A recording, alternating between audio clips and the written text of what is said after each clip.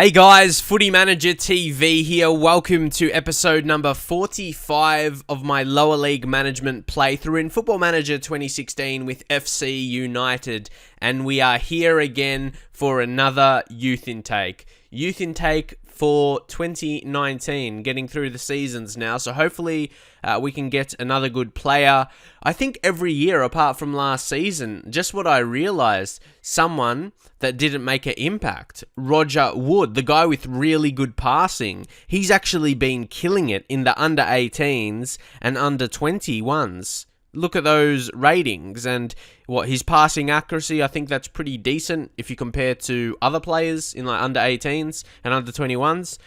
But yeah, it's interesting one because we haven't really needed him because we've got other central midfielders that are better. But what do you think? Do you think I should use him?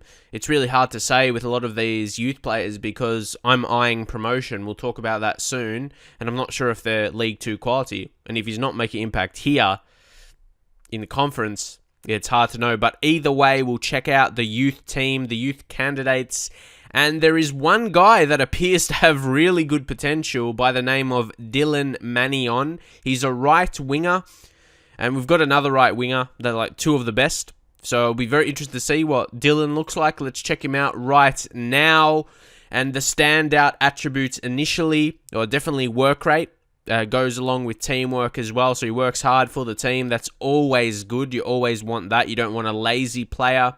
And he's really quick. Those physical attributes. You got strength 8, which is, it's not terrible. Like if you have an 8 attribute or a 10, you look at those as the weaker for the physicals.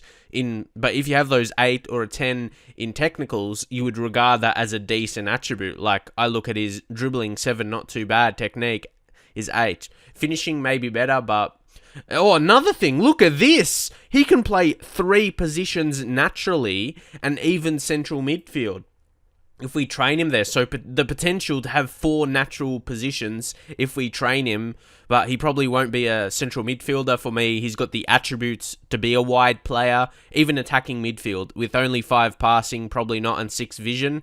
He seems like a wide player with that pace. He's got good first touch as well, dribbling, if that is continued to be worked on. But yeah, with that flair and pace, I think he can be a good wide man. So most definitely will approach to sign him. Just a youth contract as always. And I think we'll have to check out Andrew Godfrey, but he would be in a similar position.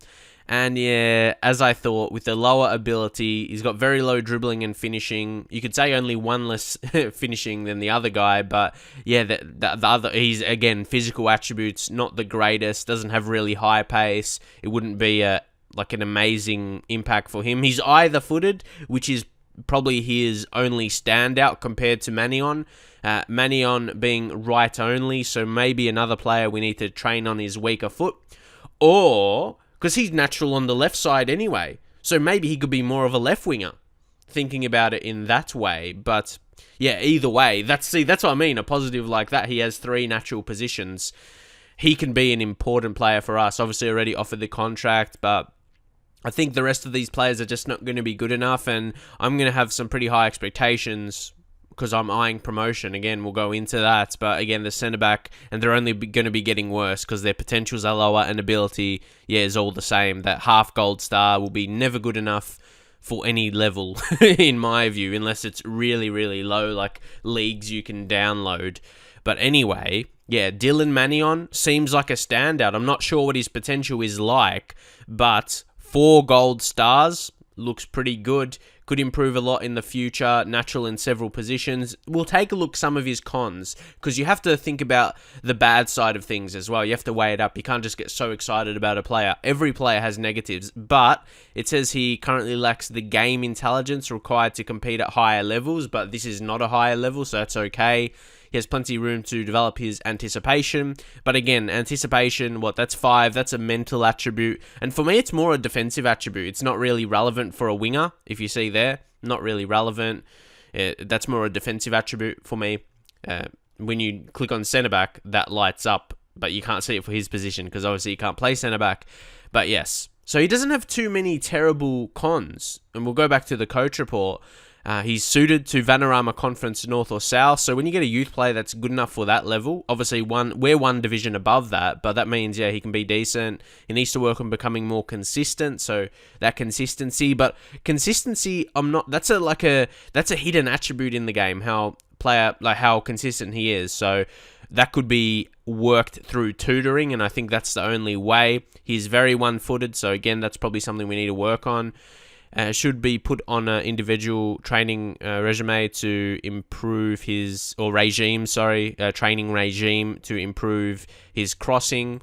It depends if I'll stick with the wingers for next season or inside forwards. But because his crossing is low, maybe he'll be more suitable to inside forward, but on the left side, because being right-footed.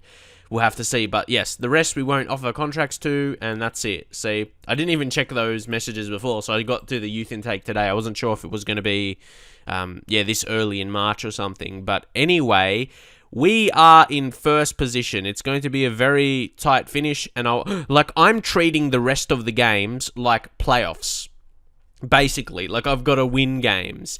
And the problem is, I don't know if it's a problem, we only lost one game, but it was still a loss. We've been doing fairly well, but that's because I've built the squad. I'm really happy with how I've built the squad. It's looking really good. The progression of the team every single season, that's why, we could be eyeing a consecutive promotion, because the team's only getting better through the younger players improving.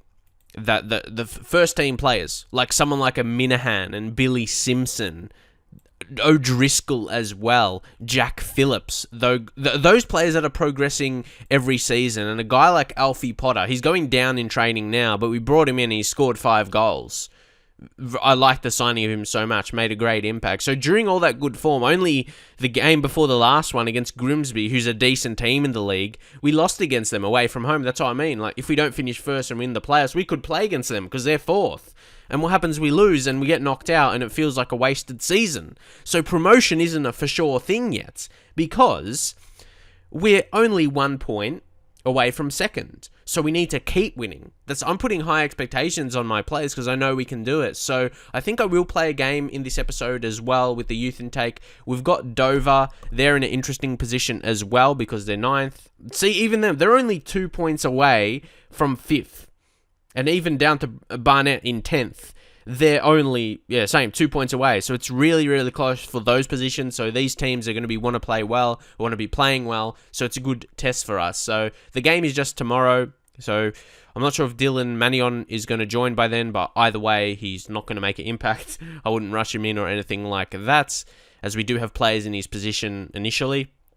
But what do you think about him? Your first initial impressions? So guys, now it's time to move into that game away from home against Dover. It's important to get the victory because it's a competitive game. A lot of these games we're playing recently are competitive. We're playing against decent teams. It's a similar quality. That's what I mean here. All these teams in the league, I think anyone could beat anyone on their given day. So that's what I mean. We always need to be at our very best, especially if we don't end up finishing first. That's what scares me a lot in the playoffs. I'd be really scared we get knocked out. We just have a bad game, We have a bad game, and then I have to redo the season all again. So we've got to finish the season strong. So we make sure we finish where we deserve to this season. The team that scored the most goals, don't forget, we've been really dominant. We'll just go to can we see the whole league table here? There we go. We've got 60 goals. It's the most goals by any team in the league, and we've got a respectable against tally as well. Generally, the team that has the most goals concedes a little bit more, but we've been pretty good. We've been pretty good defensively. Though, we'll just go back and I'll show you the team again. Unfortunately, this happens later in the season, I guess, with players you're not playing too much. There's Adam Cunnington, Andrew Fox, Matt Robinson. I'm a bit disappointed, but I started him in 19 games and 17 starts in the league. I know he's listed as a key player, but still, it's hard to play all these players all the time. And I thought I play him regularly enough, but he got to that stage where I like broke promises or something like that. And again, a situation where he accused my quality as a manager. It's like they take it so seriously. And then my team wanted to talk to me, but luckily I made sure I made sure my players got a good reaction, so the whole harmony of the squad didn't get ruined. But anyway. Yeah, that's what happens throughout a season. Every single player in your squad is not going to be happy. Like, that's what I mean. Billy Simpson was one of those players who got a bad reaction from that kind of squad when they came to me about Andrew Fox, and it was Matt Robinson, I think, but all of them were in the same kind of situation where they felt I broke a promise to them when I said I'll play them more. But anyway, results come first. But Billy Simpson, it hasn't affected him too much. He's still playing some good football. But anyway, we shall head into the game now. We'll proceed to the match.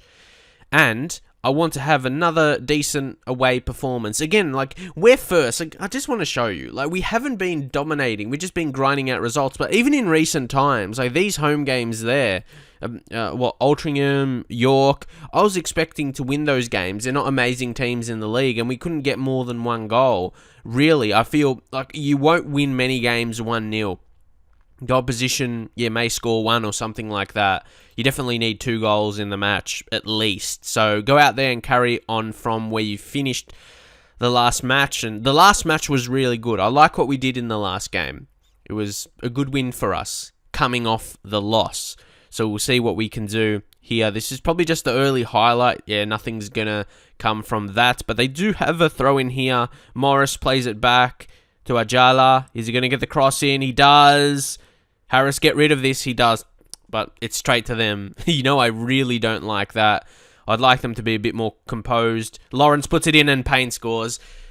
Why do you have to concede this early? I feel a lot of games I record, I just concede a quick goal. I don't know why. It's just the luck of the draw, I suppose. But a long way to go in the game, of course. But they're always frustrating to concede like that, playing it out wide. You see to Lawrence, I should say. And Payne just smashed that into the back of the net. And usually after I concede, I'll go like more attacking, maybe go more direct or something, but it's still very early in the game. But I still think we'll go, more direct passing. I always see it as we can't waste any time, even though it's a very early goal we conceded. There's plenty of time remaining in this game. Liam Davis is offside once again. Okay, could be opportunity here. Walker, Minahan, and now to Phillips. Phillips, back to Minahan. Put the cross in. Minahan does! Oh, that should have been a goal. Whoa. What a cross that was by Minahan. That was perfect. Liam Davis, why didn't you finish that? That's just the question. That was a perfect opportunity, and he couldn't finish. It should be 1-1, really. Liam Davis, you should have finished that, mate. Demand more. We should be level. Even Dover, they've only had 1 shot on target. And of course, they're going to score from that. But the game's been even. As you can see, like from the match stats and the highlights so far, both teams have had probably 1 good chance each. So, I feel a bit hard done by that we are behind. I'll say aggressively. I expect to see much better. And of course, Ed Harris would be the only player to have a yellow card. So we'll go to a more attacking mentality for the second half, though, as we need a goal. See, this is a game from here where I could see like how this season is going and how games generally go for the most part. I feel this could be a 1-1. I feel we could get a draw out of this. But Liam Davis doesn't look like scoring. He isn't having the greatest games. And we have Maris on the bench. We have to get a goal from someone. Oh, look at Tomlinson in all the space in the world. What are you doing, defense? Why? Oh, we rarely concede like that. Wow, okay. I'm shocked here. Like, what happened? Why did Fifield run that way? Why didn't you stay on him? Whoa, okay. That shouldn't have happened. Maybe just in from half-time, lack of concentration. I don't know, but either way, it was crap. Can we get a goal right away? We have to. O'Neill, yes, come on. Get that goal back. Just like act like it didn't happen. Look, it was just a couple minutes later, yeah? Sean O'Neill steps up. Ever reliable. at a young age, which is really good. But Davis, he was composed there in front of goal. Yeah, Fifield, see, he was running away there. He didn't want to get the ball. Maybe because O'Neill, a better attacking player, more chance to finish. But I don't know why he just tends to run away all the time. I don't know. I don't have an explanation for that. But either way, we still need a goal. We're like at the same point we were kind of at half-time. So I think... See, if it wasn't for that assist, Liam Davis is not having the best of games. I don't think still he has the confidence today to score. So we're going to bring on George Maris, who's requested more game time, and we have actually give it to him. I don't want him to become one of those kind of mad players. He's been scoring recently. He didn't have the best of starts to the season, admittedly, but now he's scoring on a fairly regular basis, considering what he did earlier in the season. But he is 23, but if you go to Coach Report, he's got potential to be a good League 2 striker. So the league we're kind of trying to get promoted to, and he could be a good striker for that division. I think just the one change for now, and fullbacks will go on attack, and with that we'll go to instructions. I usually do this when I need a goal. Put the fullbacks on attack and then look for the overlap. So obviously, yeah, looking for those fullbacks to get forward and get that cross in, like the cross that Minahan made earlier and Davis couldn't finish. That should have been a goal, really. I'm disappointed in the finish by Davis. Honestly, should be a goal. But last 30 minutes, we'll do a team talk as well. We'll go assertively and say demand more. We can go for this equaliser. I'll be happy to avoid defeat. I wouldn't want to get another loss away from home. And we move up to first position. So, yeah, if Barrow just stay a draw in their game, we'll still be first even if we lose. But they just, yeah, we'll have to see. But I want to win, of course. I always want to win games. Fifield, this time from across. Come on. Walker, Minahan, O'Neill. Oh, Fifield, come on this time. Yes, that is it. I saw that coming. I knew that was going to be a goal. Saw the ball coming into Evans, and he was always going to finish that. You knew that was coming, and maybe we could push on for the full 3 points now. About 20 minutes remaining. That was really, really well worked by the team. And was it just me? Oh, I thought there wasn't going to be a highlight for whatever reason. O'Neill, smart ball to pick him out. Fifield crossed it in first time. Evans left with the easy finish. That feels like a training drill how he did that. Absolutely amazing. Now, oh yeah, we can make some more changes. Maybe we'll freshen up some legs here. O'Driscoll, Jack Phillips hasn't made really a big impact. Sam Walker's had a really good game. He has some really good games, doesn't he? He's no doubt that's why he's a captain. That's his experience tells. Ed Harris, I won't take him off on a yellow card. Micah Evans, so he's had a good game. Alfie Potter, he's a good player. The problem is, yeah, David Quinn, I don't know. And then Scott Leather, Ed Harris. Could he get a red card? We'll bring on Scott Leather. He's another one who's asked to play a bit more, and we did play him. Because Ed Harris, he actually had a suspension when he got a red card, and I don't think you saw it. It was some of these games have been playing off camera, and he was suspended for 3 matches. So, yeah, he was playing a bit at centre-back, actually, Scott Leather. So you can see through his morale, he's a bit more happier. But I'd be... Obviously now, I'm trying to win the game, but I'll be content if we just get the point. If we just avoid defeat out here, that would be okay. Like, I don't mind draws away from home. But at home, I try and win. That's my kind of thought process. But obviously, some away games I'll win at the same time. But, yeah, it doesn't look like there's going to be a major highlight here. See? Just a failed one. But we came back from looking like facing defeat, which is really good for us. I like seeing that because a lot of games we do win. What a comeback that was. It's always good to come back. I'm always not confident, even if I'm going well, having a good season. And with the draw here, just picking up the point, we're able to maintain that 1 point lead ahead of Barrow. It would have been great to win, though, to get some extra breathing space. That's what we need. But both Barrow and ourselves got a draw, so we hold that position. And see, once again, Sean O'Neill puts in another player of the match performance, and he's only 17 still. So he scored the goal, 8.2 rating, passes completed, 83%. That's pretty decent. What's his percentage for the whole season? Yeah, 76. It's not terrible. And 5 goals, 4 assists, and 5 player of the matches from 14 starts only. He wasn't playing too much earlier in the season because Nasseri was holding that down, but he's been really injury prone. He actually came back from that injury, but then he re-injured himself, twisted ankle, 3 to 4 weeks. So, yeah, a bit injury prone, he seems like. Can't complain though, because it's allowed Sean O'Neill to come through and just play so well for us and help us win games. So, again, it was good to pick up a draw to maintain that first position. So I'm thinking now I'm going to play through who else is in our position. Who's the key teams? There's Barrow and Boreham Wood pretty much. Do we play against them? We played against Barrow not too long ago, so that was our game, played against them. So I think the Boreham Wood, I think I'm going to play through that many games until we have the Boreham Wood game. I'll play that on camera. I'll play the rest off camera leading up to that, away from home, so it's not going to be easy. Oh, and I have to say, you got to see their new manager. Their new manager, Harry Kewell, obviously Australian player, so he was an Australian player, but a manager now. You can see he actually got the Shrewsbury job. He starts at Watford, and he is the reserves manager there in real life.